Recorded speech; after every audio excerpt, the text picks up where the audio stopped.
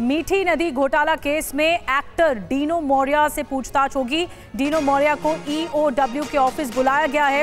पूछताछ से पहले डीनो मौर्या पहुंच गए हैं बॉम्बे हाई कोर्ट, जो जानकारी मिली है। और डीनो ने अग्रिम जमानत की अर्जी भी केस में दायर की है।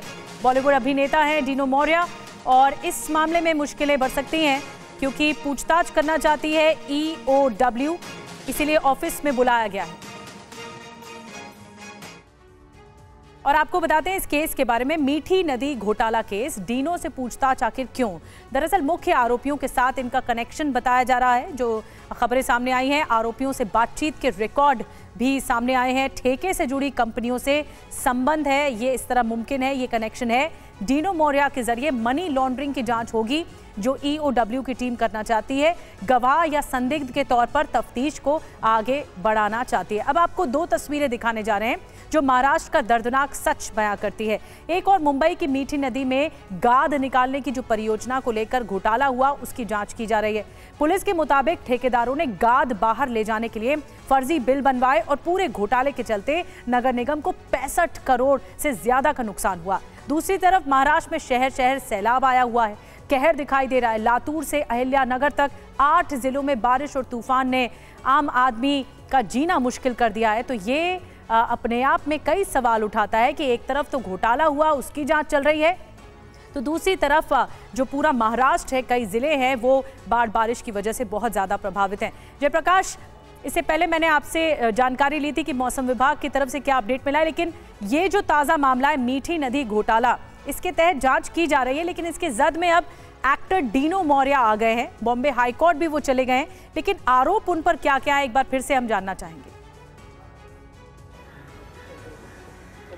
देखिए, ये मीठी नदी घोटाला करीब 65 करोड़ का घोटाला है। एफआईआर इसी ईओडब्ल्यू ऑफिस में दर्ज की गई है जहां पर मैं इस वक्त मौजूद हूं और आर्थिक अपराध शाखा जो है इस पूरे मामले की जांच कर रही है। ये घोटाला करीब 2 साल से दो साल पहले का बताया जा रहा है, लेकिन उसके पहले भी जो कंपाउंड वॉल बनाया गया था, सिल्ट निकालने का जो एक और ठेका दिया गया था, उसकी साइमल्टेनियस जांच भी ईओडब्ल्यू कर रही है। ईओडब्ल्यू के साथ मैं आपको बताऊं कि इन्फोर्समेंट डिपार्टमेंट यानी प्रवर्तन निदेशालय भी इस जांच में जुट गया है। कुल 13 आरोपियों के खिलाफ एफआईआर दर्ज हुआ है, जिसमें 11 आरोपी अभी भी फरार हैं, जिसमें 3 बीएमसी के इंजीनियर फरार हैं, 4 ठेकेदार फरार हैं और करीब 4 से 5 जो है बिचौलिए फरार हैं। जय कदम और केतन कदम और जय जोशी नाम के जो 2 आरोपी गिरफ्तार किए गए हैं इस मामले में, उन्हें जुडिशियल कस्टडी में भेजा गया है। डीनो मौर्या पे आरोप यह है कि डीनो मौर्या के जो कॉल डेटा रिकॉर्ड्स हैं, उनके भाई सेंटोनो मौर्या के जो कॉल डेटा रिकॉर्ड्स हैं, वो जो बिचौलिए हैं और जो ठेकेदार कंपनियां हैं,